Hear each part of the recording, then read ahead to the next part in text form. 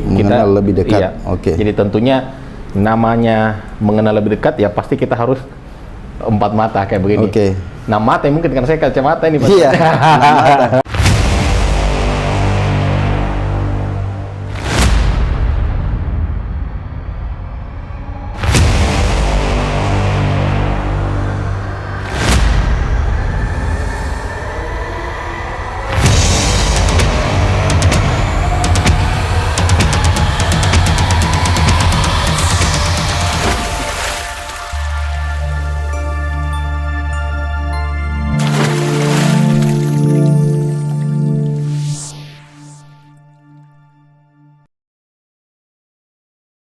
Jadi tentunya Iya. harapannya bahwa masyarakat khusus yang ada di Kecamatan Tompo Bulu ya, Pak Camat. Tompo Bulu. Ini bisa sedikit lebih terbantukan mengenai mungkin bukan hanya masyarakat Tompo Bulu, tetapi masyarakat yang ingin mencari destinasi wisata atau Iya. mungkin ingin mencari apa yang bisa disajikan dari kecamatan khusus di Tompo Bulu ini. Oke. Tapi sebentar nih, satu kita akan sharing sedikit nih Pak Camat. Saya perkenalkan dulu. Jadi beliau ini adalah camat di salah satu kecamatan yang ada di Kabupaten Maros, yakni Kecamatan Tompo Bulu. Kita masih di program Mengenal Lebih Dekat, channel Medium TV, dan seperti biasanya saya selalu menghadirkan narasumber saya yang baru dan juga tentu sesuai dengan kapasitas narasumber saya. Hari ini di studio Medium TV saya berterima kasih sekali kepada Pak Camat, yakni Pak Yusriadi Arif SS sudah menyempatkan waktunya Pak Camat. Terima kasih sekali. Saya juga terima kasih telah diundang. Siap. Iya. Kita ini kan mau memberitahu masyarakat luas karena di Maros ini di setiap kecamatan ini melimpah dalam arti kata potensi wisata maupun semua yang disajikan ini. Maros ini memang keren.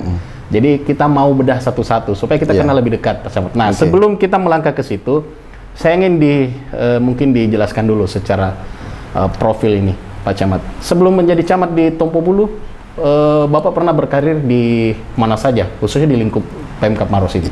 Ya, saya diangkat menjadi ASN itu tahun 2006, itu ditempatkan di kantor pariwisata, dulu masih setingkat kantor. Oke. Kepalanya itu setingkat eselon 3. Iya. Nah, kemudian seiring dengan perubahan nomenklatur, OPD, Dinas Pariwisata terbentuk, saya di situ kemudian diangkat menjadi Kasubag Perencanaan. Tahun berapa Pak Camat? Tahun 2012. Oke. 2012 saya terangkat 2006, mulai menduduki jabatan eselon 4 kepala subbagian program perencanaan. Kemudian di tahun 2019 itu kemudian diangkat menjadi kepala bidang pariwisata. Oke, berarti terakhir terakhir menjabat kepala bidang pariwisata, kemudian dipromosi menjadi camat di Tompo Bulu. Oke, untuk di Tompo Bulu sendiri sudah berapa lama menjadi Ini camat? sudah berjalan 1 tahun lebih, 1 tahun kurang lebih 4 bulan. Oke, iya. Tentunya selama ini kan pasti sudah menemui segala dinamika yang ada di Kecamatan Tompo Bulu ya, Pak Camat. Selanjutnya saya akan bertanya, mungkin bisa dijelaskan kepada kami, khususnya yang masyarakat di luar Kecamatan Tompo Bulu dan juga di luar Kabupaten Maros, bahwa Kecamatan Tompo Bulu ini secara letak geografi itu ada di mana? Iya, Pak Camat. Iya, Kecamatan Tompo Bulu ini merupakan salah satu kecamatan di Kabupaten Maros yang memiliki luas wilayah paling terluas. Itu kurang lebih paling terluas di antara semua kecamatan. Oke. Kurang lebih 287.000,66 sekian kilometer persegi. Iya. Nah, itu meliputi lahan pertanian, perkebunan, tetapi yang paling luas ini memang kawasan hutan. Oh, mayoritas masih luas. Hutan di situ. Ya, mayoritas hutan dengan berbagai status. Ada status hutan produksi, ada status hutan lindung dan sebagainya. Nah, kebetulan kalau dari segi letak geografis, Kecamatan Tompo Bulu ini berbatasan langsung dengan di sebelah selatan itu Kabupaten Goa. Berbatasan langsung dengan Kecamatan Tinggi Moncong di Malino. Jadi ada salah satu dusun yang paling terpencil di Desa Bonto Manurung, yaitu Dusun Tanete Bulu, itu berbatasan langsung dengan Kabupaten Goa. Kabupaten Goa. Jadi letak Kecamatan Tompo Bulu itu di paling selatannya Kabupaten Maros. Oke, berarti di Tompo Bulu sendiri ada kelurahan atau desa semua? Belum, jadi belum ada kelurahan. Di Tompo Bulu ada 8 desa. 8 desa. 8 Total desa. populasi masyarakat di situ saat ini berapa, Pak? Kurang lebih 15 ribuan kalau menurut data terakhir. Oke. Tentunya di 8 desa yang ada di Tompo Bulu ini kan kita kan bedah satu-satu karena berarti pendapatan masyarakat yang paling baik di situ memang mayoritas dari hutan ya. Iya, pertanian, perkebunan dan hasil hutan. Dan hasil hutan. Iya. Oke. Di 8 desa ini kan kita ketahui bahwa di Kabupaten Maros khususnya ini terkenal akan desa wisata. Betul. Nah, di Tompo Bulu sendiri desa wisata ada berapa? Semua desa memiliki potensi daya tarik wisata untuk dikembangkan menjadi desa wisata. Saya bisa sebut salah satu contoh. Hutan pinus Tala-Tala itu adalah hutan pinus yang paling gampang dijangkau kalau dari Makassar. Kurang lebih jadi ada hutan pinus juga di situ. Dibanding ke Malino itu butuh waktu sampai 2-3 jam. Ini kita 1 jam bisa sampai ke hutan pinus karena aksesnya juga sudah memadai.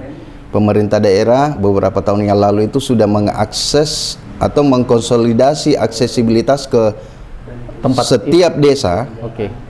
Minimal sudah sampai ke semua ke ibu kota desa.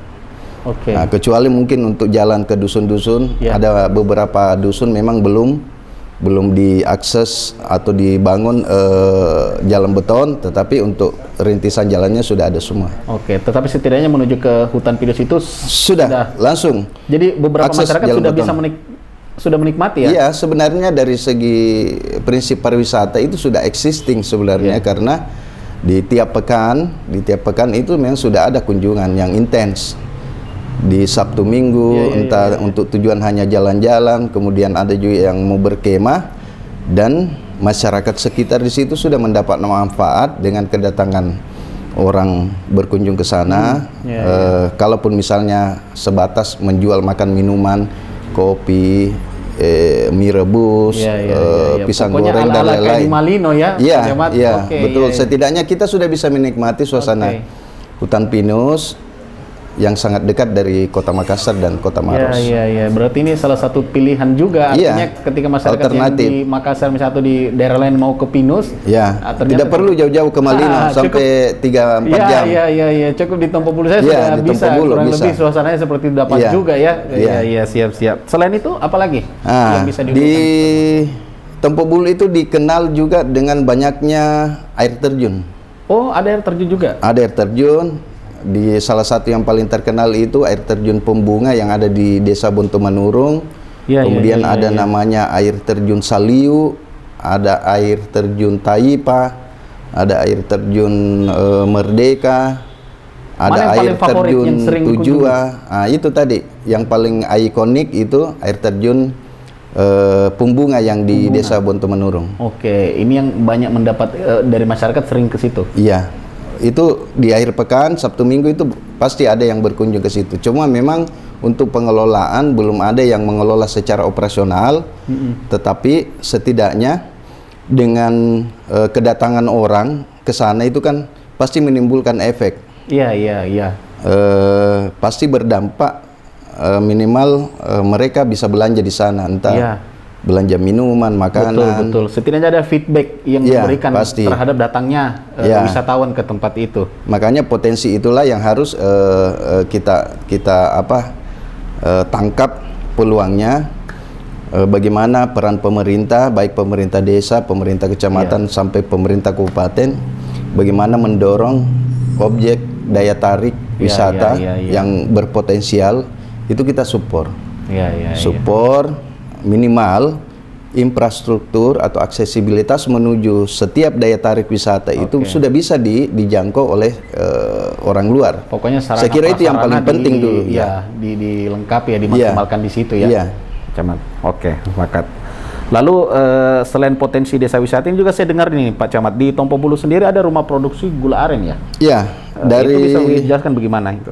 Untuk Kecamatan Tompo Bulu memang ini dikenal sebagai sentra produksi gula aren yang selama ini masyarakat itu hanya membuat untuk minuman tuak tradisional. Iya, iya, iya. Dan membuat gula merah secara tradisional. Oke.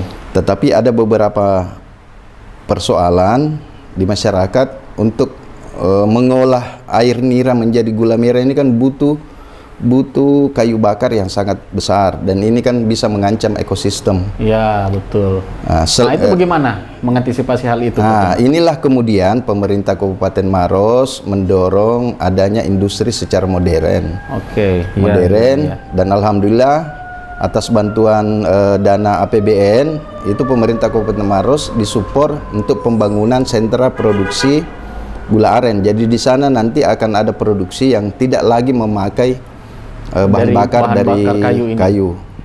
Sampai nanti di sana akan ada pengemasan produk turunan mulai dari gula aren, gula batu, kemudian gula semut yang berbentuk bubuk, dan mungkin nanti ada varian produksi lainnya yang memang bisa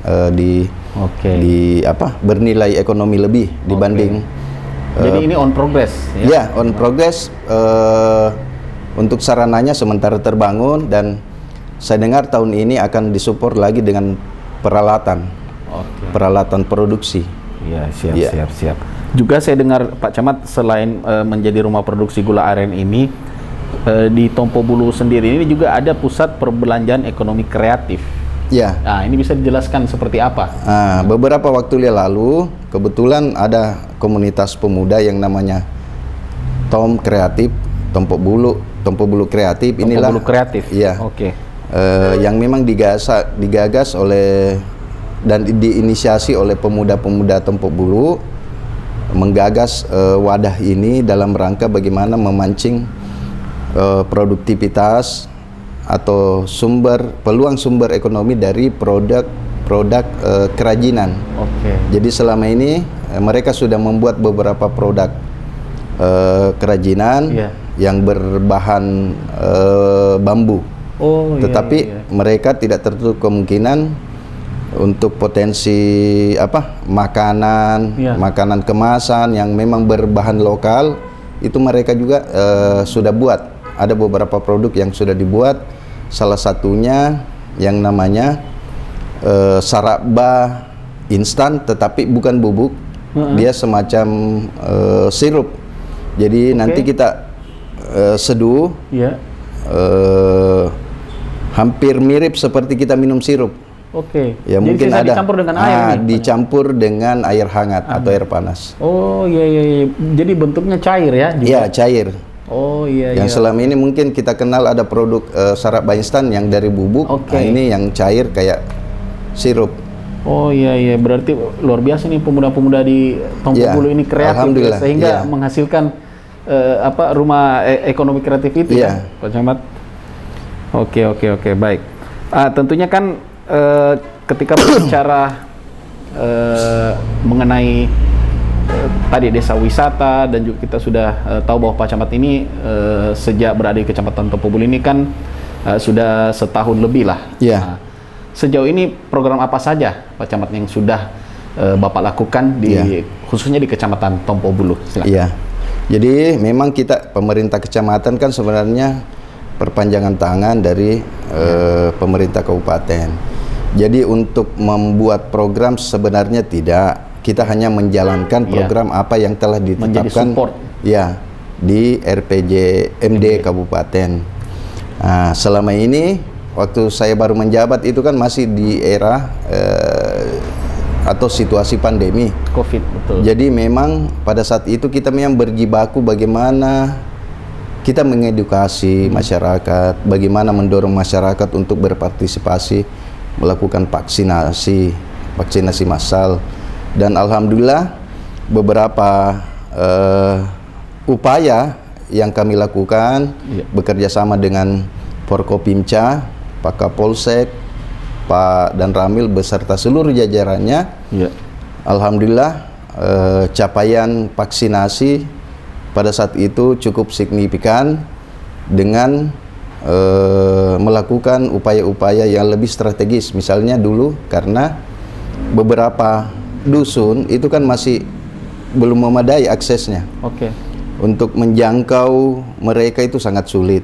Ya, Begitupun juga kalau kita harapkan mereka untuk datang ke titik vaksinasi itu sangat kesulitan. Makanya dulu kami kerjasama dengan beberapa komunitas, salah satunya komunitas Indonesian Off-Road, IOF. Nah, itu kita lakukan penjemputan langsung ke rumah dusun-dusun ya? Langsung ke dusun-dusun, menjemput, antar jemput ke tempat vaksinasi, kemudian setelah vaksin ke kami diantar lagi? Antar lagi pulang. Oke, ini pelayanan yang pelayanan yang lebih, karena kami berpikir bahwa masyarakat jangan juga disalahkan bahwa mereka tidak mau. Iya, sebenarnya banyak faktor di balik itu. Bisa jadi mereka belum paham, berarti solusinya kan edukasi.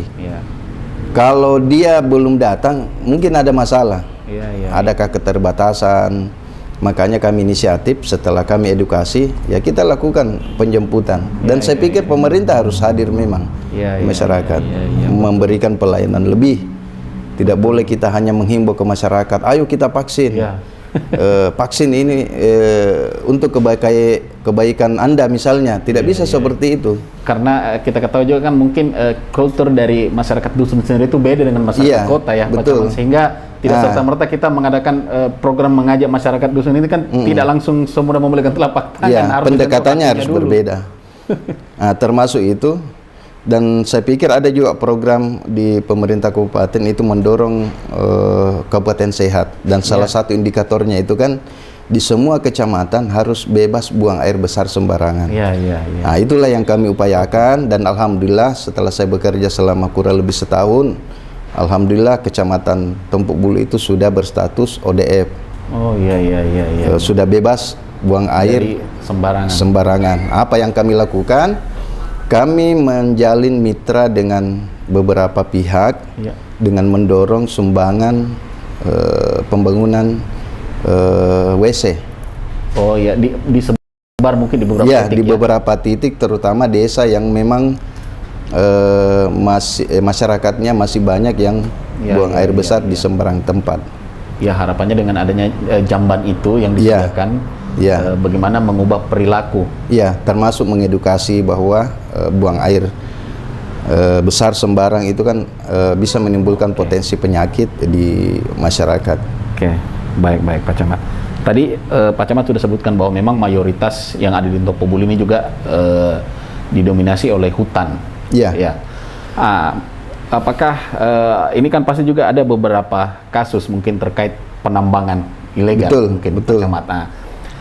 Kalau kita mungkin bisa ketahui dari maraknya mungkin illegal logging ini atau tambang ilegal ini, bagaimana untuk menangkal hal-hal tersebut? Apa yang dilakukan selama ini, Pak Camat? Kalau untuk illegal logging ada memang beberapa kasus, tetapi itu tidak terlalu banyak. Dan kami tetap menjalin koordinasi dengan pihak kuasa pemangkuan hutan, karena kebetulan wilayah Tompok Bulu itu masih di dalam status kuasa pemangkuan hutan Bulu Saraung yang meliputi Kabupaten Maros dan Kabupaten Pangkep. Tetapi beberapa program yang dilakukan KPH itu sebenarnya cukup strategis dengan mendorong terbentuknya yang namanya kelompok tani hutan. Kelompok tani hutan. Nah, kelompok tani hutan ini kemudian mereka bina, diedukasi untuk secara legal itu mereka bisa memanfaatkan hasil hutan, tetapi yang hasil hutan non kayu. Misalnya madu, getah pinus dan semua produksi hutan atau hasil hutan selain kayu. Jadi di Tompok Bulu itu sudah ada beberapa kelompok tani hutan yang memang dibina difokuskan untuk itu madu dan getah pinus itu.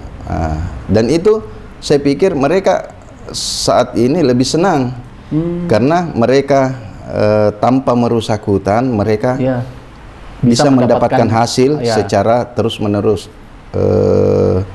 Keberlanjutannya itu bisa dipastikan selama mereka juga menjaga hutan. Karena memang prinsip program ini bagaimana masyarakat bisa memiliki, memiliki rasa bahwa hutan itu adalah miliknya. Bukan milik siapa-siapa, tapi miliknya dulu. Ya, miliknya. Dia karena dia bisa mendapat manfaat ekonomi dari hasil hutan. Dan otomatis pasti mereka akan jaga hutannya tetap lestari, sehingga asumsinya hutan masih bisa memberikan nafkah terus ke mereka dalam bentuk produksi hasil hutan. Baik Pak Camat.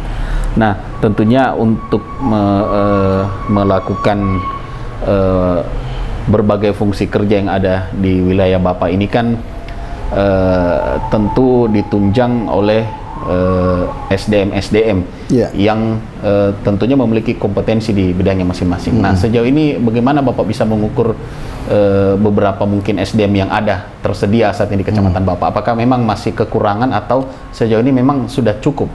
Kalau dari segi kuantitas sebenarnya cukup. Untuk melayani urusan-urusan pemerintahan sebenarnya cukup. Tetapi saya pikir di semua daerah ada persoalan di lingkup aparat pemerintahan, yaitu yang namanya semangat untuk bekerja.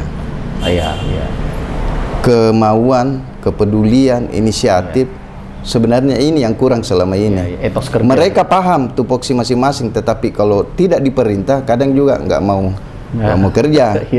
Melihat persoalan di masyarakat, sebenarnya mereka tahu, sadar. Tetapi tidak ada keinginan atau inisiatif dari. Nah, makanya di Kecamatan Tompobulu itu kami menggagas yang namanya TIPA. Nah, TIPA itu dalam bahasa Makassar artinya cepat. Nah, tetapi TIPA ini merupakan akronim dari T itu tanggap, I inisiatif, P proaktif, kemudian P yang kedua peduli, yang terakhir A ini amanah. Inilah yang kita bangun di Tompobulu. Jadi mulai pemerintah kecamatan, pemerintah desa, sampai ke tingkat dusun, bahkan seluruh elemen masyarakat harus meresapi semangat TIPA ini, menginternalisasi nilai ini ke dalam diri masing-masing. Karena pembangunan yang saya anggap berhasil itu pembangunan yang memang didukung oleh masyarakat. Partisipasi masyarakat dalam pembangunan itu nyata perannya juga kelihatan. Inilah yang kita bangun, dan alhamdulillah semangat ini kita senantiasa ingatkan terus, karena ini sebenarnya core value kalau di ASN, tetapi untuk masyarakat inilah yang menjadi nilai kami. Ini juga bisa sebagai bentuk komitmen kami di masyarakat, bahwa kami berkomitmen untuk memberikan pelayanan lebih ke masyarakat. Nah, kalau ini dipahami semua elemen, saya pikir apapun program pemerintah ini bisa kita lakukan percepatan dengan semangat TIPA itu. Jadi TIPA bukan program, tetapi bagaimana kita men-trigger program melalui semangat TIPA ini. Jadi di TIPA ini bagaimana menumbuhkan etos kerja lebih kepada sense of belonging-nya. Dan kita akan malu. Kita menyandang Tompobulu TIPA saja kita malu pasti ketika ada program-program pemerintah itu yang tidak bisa kita selesaikan. Katanya Tompobulu TIPA. Sudah ada tagline TIPA-nya menjadi TIPA terus apa-apa lamban, tidak inisiatif, tidak proaktif, dan ini yang kami bangun di Tompobulu bersama unsur forum pimpinan kecamatan, di kepolisian, di TNI ada dan Ramil, dan saya pikir persoalan-persoalan masyarakat ini kan bukan hanya tugasnya pemerintah kecamatan, ada TNI Polri yang sama-sama kita bertanggung jawab. Semua juga berperan penting. Karena untuk Kamtipmas ada kan perannya TNI dan Polri. Nah, urusan pelayanan masyarakat, kami yang di Pemda, dalam hal ini pemerintah kecamatan. Dan saya pikir itu yang penting yang harus kita ingatkan terus. Jadi, baik secara saya pribadi, begitu pun juga dengan jajaran saya sampai ke tingkat hingga desa. Ke masyarakat.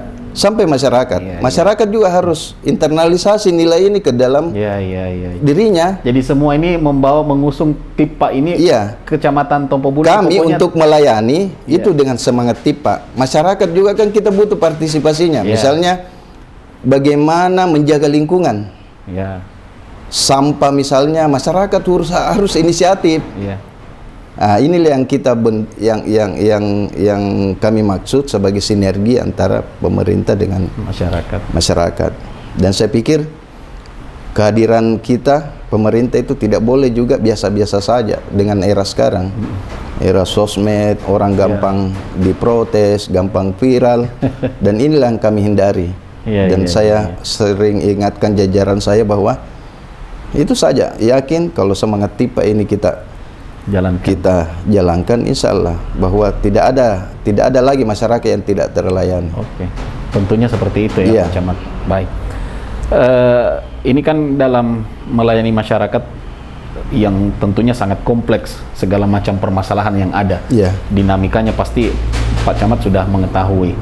Nah, bagaimana sejauh ini mungkin ada forum atau wadah ketika misalnya ada masyarakat yang ingin menyampaikan terkait permasalahan atau mungkin ada aspirasi unek-unek yang ingin disampaikan. Bagaimana untuk memfasilitasi hal tersebut, Pak Camat? Juga kan misalnya ada masyarakat yang terkait untuk mau mengupdate misalnya data kependudukan seperti kita ketahui kan Tompobulu juga berjarak dari kota kan agak sedikit ini berjauhan berjauhan. Nah, ini bagaimana untuk memfasilitasi hal-hal seperti itu, Pak Camat? Iya, kalau untuk forum secara resmi TIPA inilah yang kita harapkan.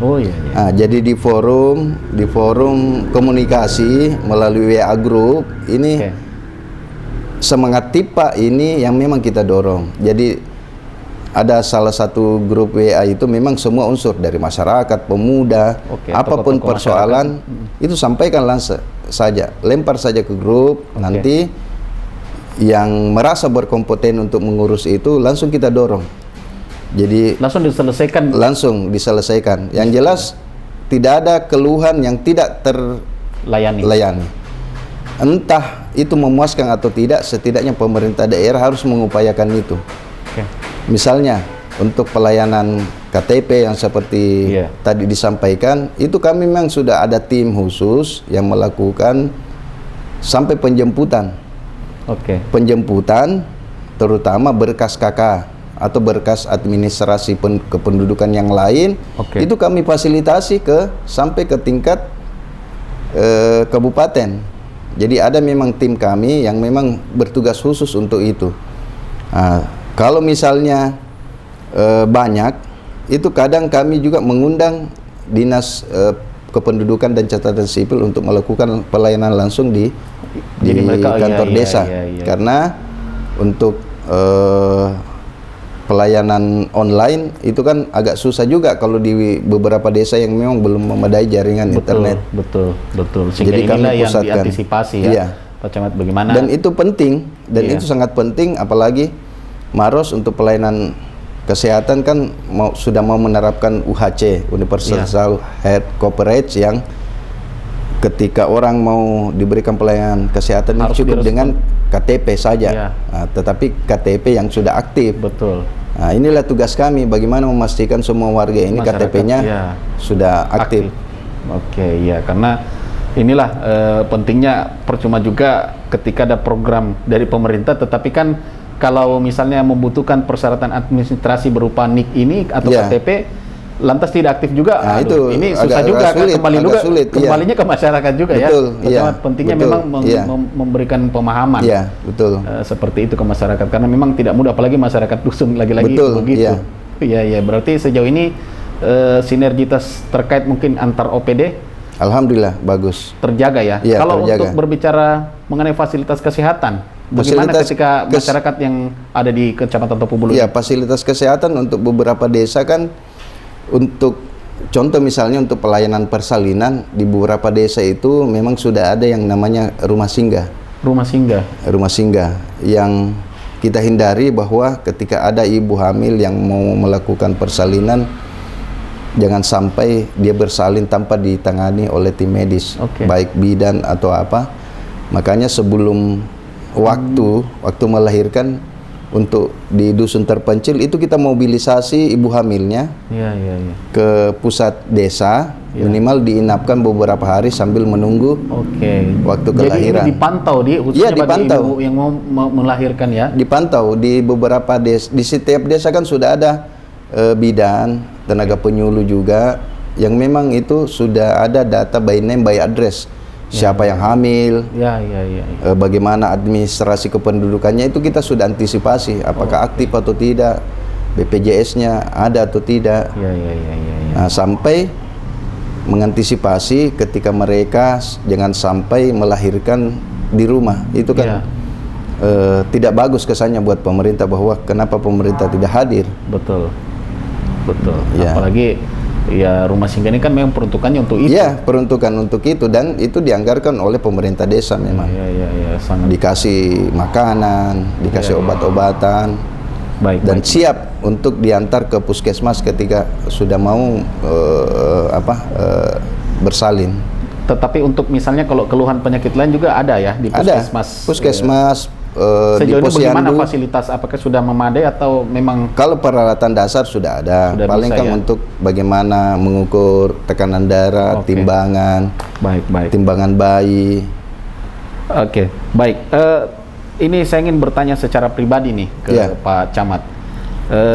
Kita kan baru-baru mengetahui bahwa di 2 tahun memperingati 2 tahun kepemimpinannya Bupati dan Wakil Bupati. Sejauh ini bagaimana Bapak melihat duet pemimpin ini? Support apa yang mungkin pernah diberikan kepada Bapak dalam melaksanakan fungsi-fungsi kerja di Kecamatan Tompobulu? Silakan. Dua pemimpin kami, Bapak Bupati dan Ibu Wakil Bupati, itu sangat peduli terhadap masyarakat. Itu poin pertama yang saya tangkap. Kepemimpinan Bapak Bupati bersama Ibu Wakil Bupati itu sejalan. Kalau kita mengingat visi misi beliau mewujudkan masyarakat Maros sejahtera, religius, dan bersaing. Saya pikir apa yang telah dilakukan 2 tahun terakhir ini itu sudah menunjukkan tanda-tanda menuju bagaimana mewujudkan masyarakat Maros sejahtera, religius, dan bersaing.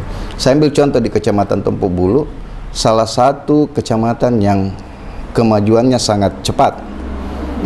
Itu dibuktikan dengan sudah terkonsolidasinya aksesibilitas menuju setiap desa, sampai ke dusun-dusun tertentu. Ada memang beberapa ruas jalan ke dusun terpencil yang berbatasan Malino itu memang belum, tetapi itu sudah direncanakan. Itu pun sudah sebagian besar sudah bisa terkoneksi ya. Jadi tidak banyak daerah di sini, Pak, di kabupaten di Sulawesi Selatan untuk menjangkau desa-desa terpencilnya itu bisa dilalui dengan mobil Alphard. Mungkin Bapak tahu mobil Alphard itu yang kesan yang bagaimana untuk jalanan biasa tidak bisa. Pak Bupati, Ibu Wakil Bupati itu bisa naik Alphard sampai ke desa-desa terpencil di seluruh Kabupaten Maros. Dan saya pikir itu tidak banyak daerah seperti itu, Pak. Dan itu untuk apa? Kenapa infrastruktur penting? Karena ini kan yang bisa menstimulus, bisa mendorong pertumbuhan sektor lainnya. Bisa dibayangkan ketika petani menanam komoditas, tiba-tiba panen, tetapi mau menjual produk hasil pertaniannya dengan akses yang sangat sulit. Pasti ini menjadi kesulitan. Itu menjadi beban buat mereka. Mungkin bisa terjual sampai ke pasar, tetapi nilainya sudah tidak ada karena lebih banyak ongkos pengangkutannya. Nah, salah satu contoh juga dulu, Pak, beberapa tahun lalu sebelum akses jalan beton belum sampai ke desa-desa, harga sapi 1 ekor itu, Pak, cuma 5 juta. Harga sapi? Harga sapi itu yang lebih banyak ambil keuntungan bukan petani atau peternak, tapi lebih ke pedagang. Tapi sekarang, Pak, orang di depan rumahnya dia jual sapi itu bisa sampai 15 juta sampai 20 juta, Pak. Itu karena apa? Itu karena aksesnya. Berbanding lurus lah istilahnya ya.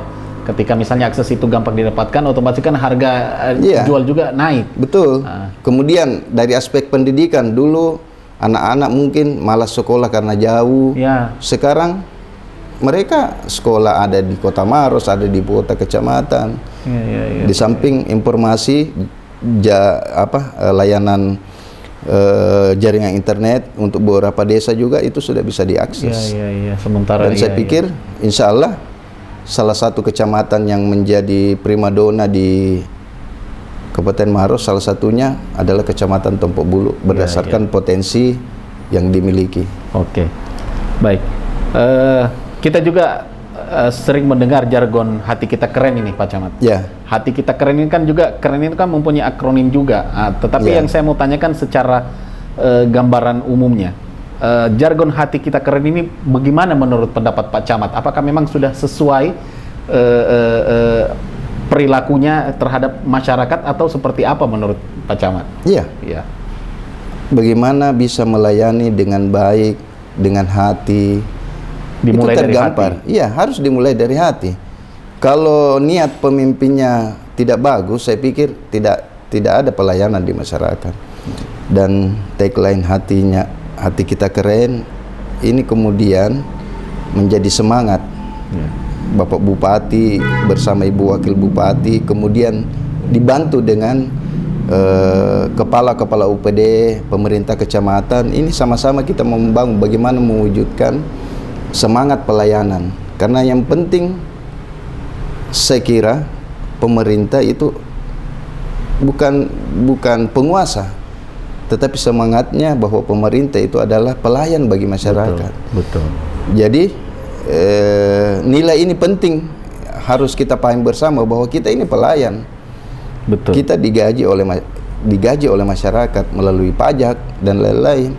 Jadi tidak ada alasan untuk tidak memberikan pelayanan lebih ke masyarakat. Siap. Baik. Jadi memang hati kita keren ini betul-betul masyarakat ini mempunyai memang pemimpin yang tanpa sekat. Iya. Juga inilah yang coba dan itu terlihat dari gaya beliau, bagaimana beliau mengayomi masyarakat, sangat dekat malah sama masyarakat, dan itu menjadi contoh buat kami, camat, kepala OPD, bahwa Bapak Bupati, Ibu Wakil Bupati sangat dekat masyarakat.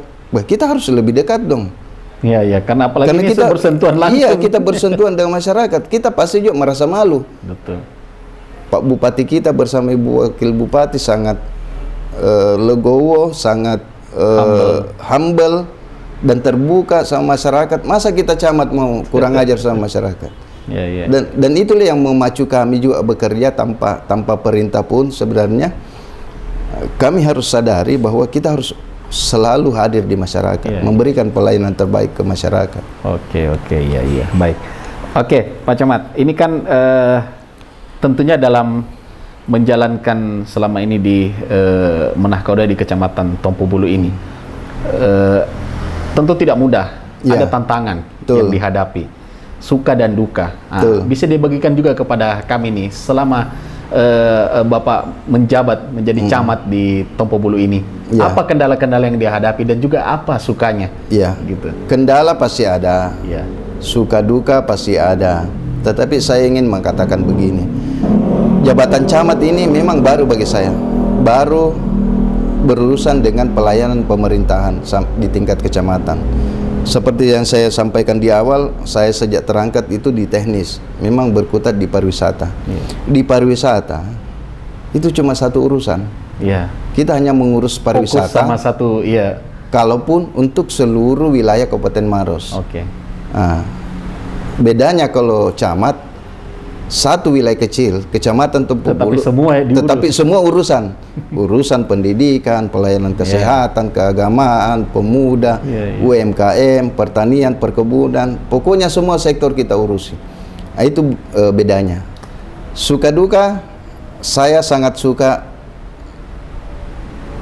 bertemu dengan masyarakat, berinteraksi dengan masyarakat. Itu mungkin menjadi kekuatan juga bagi kami sebagai pemerintah, bahwa bertemu dengan masyarakat, mendengar keluhan mereka, itu satu kebahagiaan sendiri buat saya ada secara kebahagiaan pribadi. Yang dirasakan. Karena saya harus memanfaatkan jabatan ini, karena ini juga saya anggap bisa menjadi nilai ibadah bagi saya di mata Allah Subhanahu wa Ta'ala. Ya, cukup kita harus diingatkan terus bahwa luruskan niat, layani semaksimal mungkin sesuai kemampuan. Ya, tantangannya karena beberapa desa yang ada di Tompo Bulu itu masih banyak yang jauh, kayak di perbatasan. Ya, suka dukanya itulah kita harus melakukan upaya ekstra Ya. untuk menjangkau. Jadi tidak ada masyarakat yang tidak terlayani. Iya, harus. Hingga ke pelosok pun Betul. tetap Iya. dilakukan. Dan itu dampingan. menjadi tantangan buat saya secara pribadi sebenarnya. Oke, ya. Jadi mungkin bukan bilang duka, tetapi tantangan. Iya, tantangan. Kepada tantangan. Pak Lebih. Camat. Oke, baik. Kita juga akan memberikan juga waktu nanti kepada Pak Camat mengenai apa yang ingin diharapkan Tompo Bulu ke depan. Barangkali mungkin ada program atau target kerja ke depan untuk menyentuh lagi masyarakat khususnya di Kecamatan Tompo Bulu ini. Jadi silahkan Pak Camat sampaikan kepada masyarakat yang ada di Tompo Bulu. Ya, jadi untuk masyarakat Tompo Bulu, selama ini saya berterima kasih bahwa masyarakat Tompo Bulu secara umum itu bisa mendorong, membantu pemerintah di dalam menjalankan program-program pemerintah dalam rangka mewujudkan masyarakat Maros yang sejahtera, religius, dan berdaya saing. Dan saya pikir kehadiran saya di Kecamatan Tompo Bulu itu sebagai pelayan masyarakat Tompo Bulu. Jadi saya harapkan untuk masyarakat Tompo Bulu jangan sungkan-sungkan kalau ada hal-hal yang ingin disampaikan langsung. Rumah saya 24 jam terbuka, di kantor pun tidak usah ragu untuk tidak dilayani, karena kami hadir di sana adalah memang untuk sebagai pelayan. Ke depan, atas dukungan masyarakat, insya Allah Kecamatan Tompo Bulu bisa menjadi salah satu kecamatan terdepan di Kabupaten Maros. Ya. Ini bukan mengada-ada, karena potensi Tompo Bulu khususnya untuk pengembangan pariwisata di masa depan itu sangat prospektif. Iya. Kenapa ini penting untuk kita dukung bersama, terutama masyarakat, karena kegiatan pariwisata ini bisa mendorong peningkatan ekonomi masyarakat, karena ketika wisatawan banyak berkunjung ke daerah kita, itu asumsinya menjadi peluang ekonomi bagi masyarakat. Betul. Tinggal masyarakat kita ini siap atau tidak. Makanya kami akan support terus pengembangan ekonomi kreatif, bagaimana bisa meningkatkan SDM masyarakat di dalam memberikan pelayanan khususnya di bidang kepariwisataan. Saya pikir untuk itu sekali lagi saya ucapkan terima kasih kepada seluruh masyarakat Tompo Bulu atas dukungan dan partisipasinya selama ini di dalam membangun kecamatan yang kita cintai.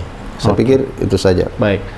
Oke, baik pemirsa channel Medium TV, karena kita juga ini dibatasi waktu, Pak Camat. Saya yakin juga Pak Camat juga masih padat agenda, tetapi juga bisa menyempatkan kita ngobrol-ngobrol ringan seperti ini, tentunya untuk memperkenalkan lagi lebih dekat Kecamatan Tompo Bulu. Jadi biarlah walaupun mungkin jarak jauh, tetapi secara kedekatan kita dekat ya, karena kita sudah mengetahui apa yang menjadi unggulan di Kecamatan Tompo Bulu. Saya tadi menangkap dari awal Pak Camat menjelaskan bahwa memang di Tompo Bulu sendiri ini hampir semua desanya itu potensi wisata. Jadi kita kalau dari luar mungkin dari Kabupaten Maros atau di luar daerah lain ingin mencari destinasi wisata, saya pikir Tompo Bulu ini harus menjadi pilihan juga. Betul. Karena di sana selain tadi juga ada hutannya, juga ada hutan pinus, ada air terjunnya juga. Ada air terjun. Jadi komplit sekali. Hutan pinus juga ada di sana ternyata. Saya juga baru tahu. Tidak perlu jauh lagi ya ke daerah lain. Di Tompo Bulu juga ada. Jadi saya pikir walaupun mungkin memang jarak jauh, tapi ketika sampai di Tompo Bulu ini menawarkan banyak potensi pilihan, sehingga tidak sia-sia ke sana. Juga banyak industri kreatif yang ada di Tompo Bulu ini membuktikan bahwa pemuda-pemuda di sana ini luar biasa kreatifnya Pak Camat. Memang ini butuh kalau mau dikembangkan lebih maksimal lagi, memang peran-peran dari masyarakat sendiri ini harus berperan aktif turut serta, karena seperti sebelumnya juga saya sudah mewawancarai beberapa SKPD yang di Kabupaten Maros ini.